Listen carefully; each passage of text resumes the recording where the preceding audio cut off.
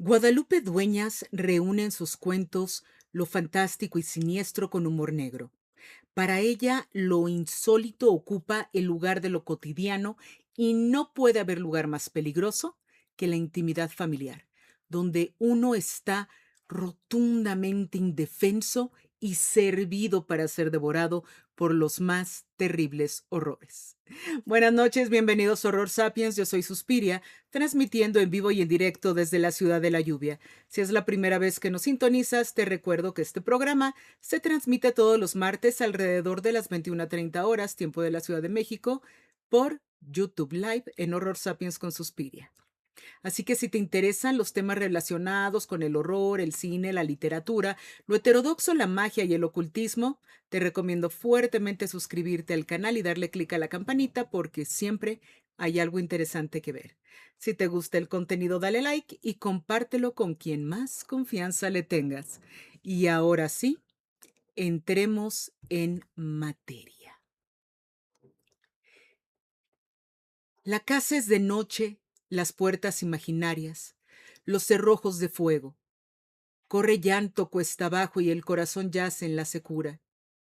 Podría pagar la sed si bebiera agua de grietas, pero me separa el vientre pantanoso del estanque. ¡Ay! Todo galopa, se adelantan las llamas, desciende el miedo por las laderas empinadas, va serpenteando entre escombros. Monjes desconocidos avanzan con pasos de enormes 100 pies. Se deslizan sin que nadie pueda darles alcance. En el vacío, los miro triscar la hierba del paraje, apaciblemente, como una manada de ovejas que manchara la llanura con sus vellones. Los juncos y mis cabellos flotan. Se vuelca la niebla, dejándome ciega, ciega de hollín y de espanto. El peso de mis alas me tritura y mi alma se desplaza hacia el vértigo, mientras la nada se derrite entre mis manos como algodón de azúcar. Inmersa en esta negrura, donde la sensación de soledad es tan alta que la última estrella se pierde en el asfalto, descubro mi rostro. Mi rostro es... No. Mis brazos se alargan, se hunden, llueven, moscas gordas y doradas me habitan. Imperceptibles libélulas me circundan hasta que la humedad nos deja inmóviles en este infinito cansancio de soñar que sueño. Fragmento de Sueño Soñado de Guadalupe Dueñas. ¿Y quién es esta maravillosa mujer? Guadalupe Dueñas de la Madrid fue una cuentista y ensayista mexicana a principios del siglo XX. Nace en Guadalajara, Jalisco, y fue también una importante guionista de televisión donde participó en más de 50 producciones, destacando Maximiliano y Carlota, Las momias de Guanajuato, Leyendas de México y Gabriela. Como censora y analista cinematográfica, revisó incontables guiones y películas y en lo referente a la prensa y revistas, tuvo colaboración sostenida en la revista de la Universidad de México, Ábside, La Palabra y el Hombre, la Revista Mexicana de Literatura, entre otras.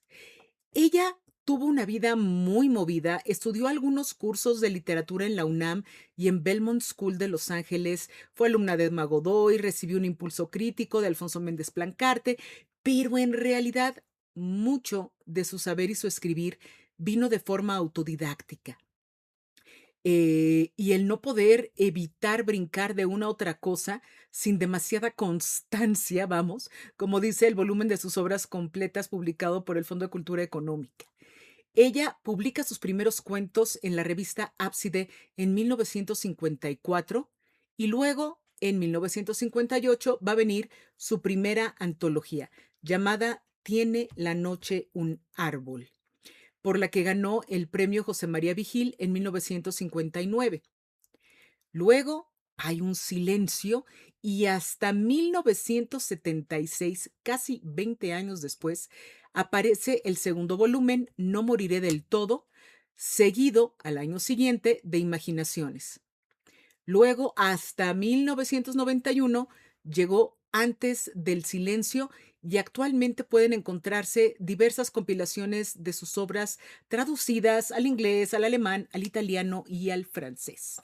Si bien la obra de Dueñas no es tan vasta como la de otros autores, sí resulta muy importante acercarnos a ella porque le da voz a los horrores cotidianos y que algunos autores nombran femeninos por su fuerte carga doméstica y por quien los escribió. Em, y es que ella, a través de lo fantástico, va transformando lo cotidiano en algo muy siniestro que lleva una crítica social y de género. Aunque en sus inicios se le consideraba autora de una obra curiosa, pues el tiempo le ha dado su lugar como autora de culto. Y es que entre la gente que le da el espaldarazo va a estar el ilustre don Alfonso Reyes, quien es una de las figuras más importantes de la literatura mexicana. Y lo que él decía va, iba.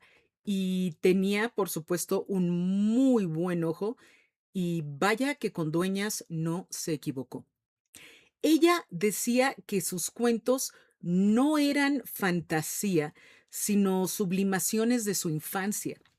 Un muy buen ejemplo de esto se encuentra en su cuento Historia de Mariquita, que está en el primer volumen, tiene La noche un árbol, sobre una familia que son puras hijas y la primera bebé falleció siendo de meses y la preservan en un frasco y se la van llevando de una a otra casa según se van moviendo.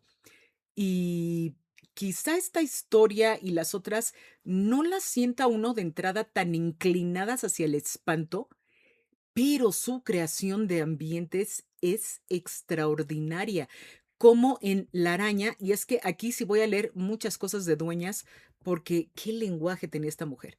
Vamos con un fragmento de La araña. Cuando el largo sollozo metiendo sobre las sábanas ácidas cae al ras de mi carne y goza con mi vigilia. Luego estira sus piernas lacias, cabellos húmedos, y en las paredes ronda perseguida por mi angustia. La miro en el rostro del tiempo. Me observa desde la telaraña nocturna. Su pupila me acusa y me condena.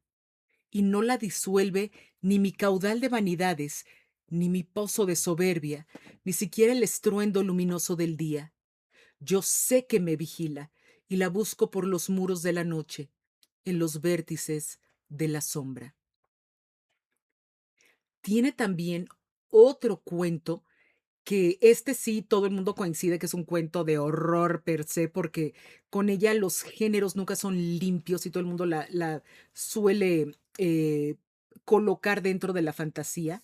Al roce de la sombra es un cuento de atmósfera gótica muy inquietante, tiene lugar en esta megacasona y leo un fragmento de ahí.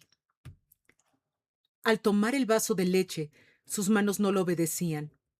Desgastadas, cayeron sobre la mesa.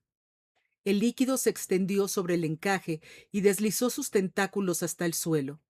Las señoritas de Moncada, sin preocuparse, continuaron su diálogo en francés y en italiano, sin importarles el aturdimiento de la muchacha que, avergonzada, intentó secar la humedad con una servilleta.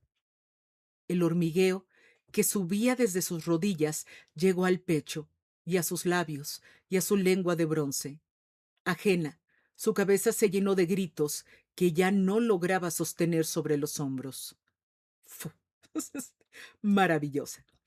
También de ese volumen, la tía Carlota sobre el peso de la opresión familiar por las expectativas, que si tienes que ser de esta manera, de la otra, lo que les comentaba hace un momento de esta crítica social y de género de lo que está sucediendo. Está también las ratas sobre qué pasa con las ratas en los panteones, que sí es verdaderamente tremendo, y la descripción del enterrador, ¿no? Flaco, lampiño y borroso lo describe. Y dices, "No, bueno, qué manera de poner un personaje". Y la última línea del cuento de las ratas sobre la inevitable manera en que al narrador lo va a devorar la muerte. Otra frase de cierre brutal es en el relato Judith, donde dice: "Es mejor que yo viva para prolongar el dolor de tu muerte". Uy, qué cosa. Y el estilo poético de Guadalupe Dueñas, ¿no? Es una belleza lleno de simbolismos que van intensificando el sentido del horror que desborda la soledad, la niñez, la culpa religiosa y lo ominoso como el monstruo de las experiencias emocionales que inquieta sin ser letal, pero ronda a los personajes por ser y estar ahí centrado en la memoria desde la infancia y lo reprimido. Y es en este silencio en que el horror de Guadalupe Dueñas permanece agazapado para brincarnos al cuello. Quizás mi preferido, y con este voy a cerrar el programa de hoy, está en una de las antologías, no en la que son los cuentos de los que hablé antes, que es Tiene la noche un árbol, que estamos viendo la portada, sino en No moriré del todo. Esta maravilla de cuento se encuentra con el nombre de Pasos en la escalera.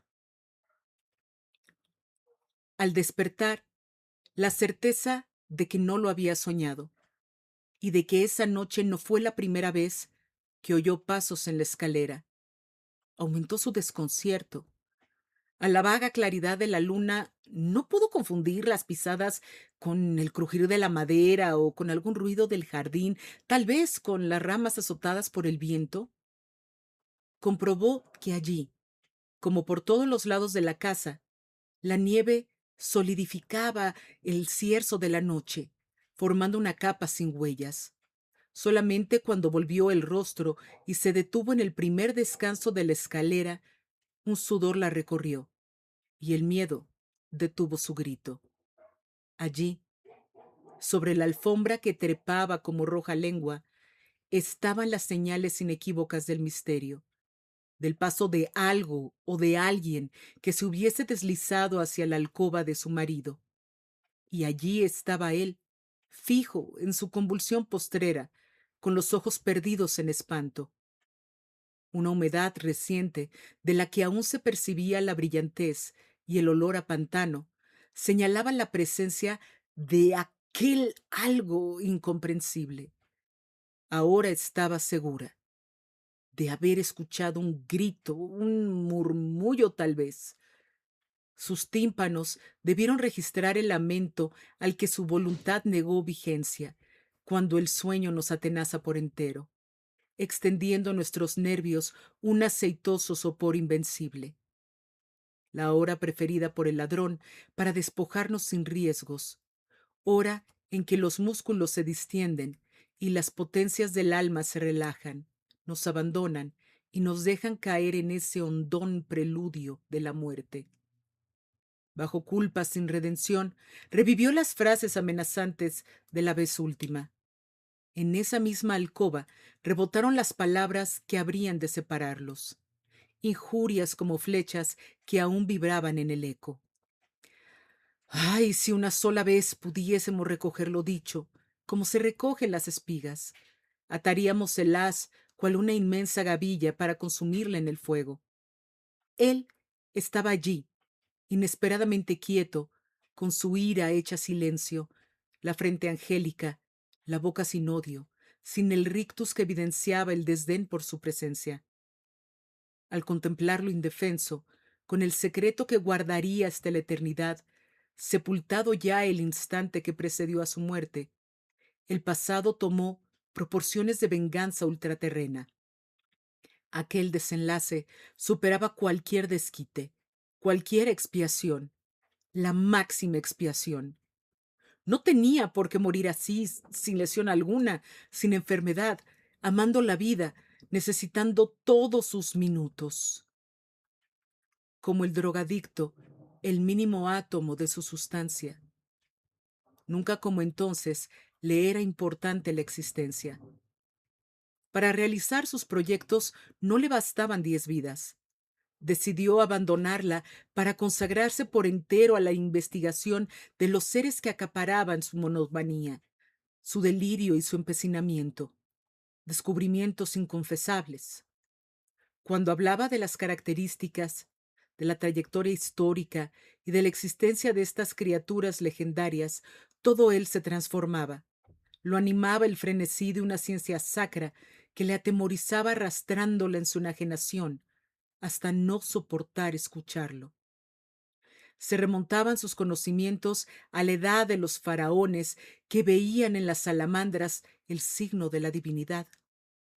No eran anfibios o batracios maculosos de colores negro y amarillo, ni específicamente se trataba de la salamanquesa atra de los Alpes, esbelta y sin branquias. Eran entes predestinados, espíritus fálicos del fuego, adoptados por la sabiduría cabalística, que lo rescata de las llamas para sus actos mágicos y que recoge sus cenizas invaluables. Transfigurado, se extendía sobre especies desconocidas, las salamancas de anteojos, los urubelos, las gigantes que privan de la vista a quien las mira, y los tritones ultracelestes que pueden medir hasta 1,5 metros y que son de un verdor marino inolvidable. Describirlas lo extasiaba. Para ella, en cambio, aparecían como algo repulsivo y maldito, no tanto porque hubiesen fungido como sus rivales, sino porque era intolerable que tuvieran cuerpo señaladamente femenino, en donde los senos núbiles dibujaban su contorno obsceno. Comprobar que tenían sexo y que gozaban con las caricias sobrepasaba lo execrable.